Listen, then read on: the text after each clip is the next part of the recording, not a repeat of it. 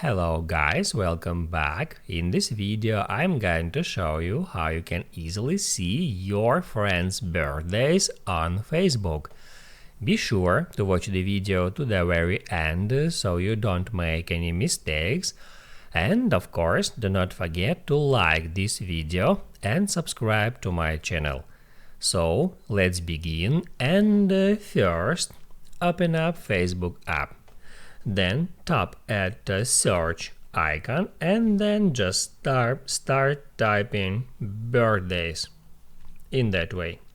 Then just hit right here where it says birthdays, and that will show you all your friends' birthdays sorted by date from earliest to latest. Now you can write down in the comments below if you have any questions about that tutorial, and also I recommend you to check out my Facebook tutorials playlist, which you can easily find in the description.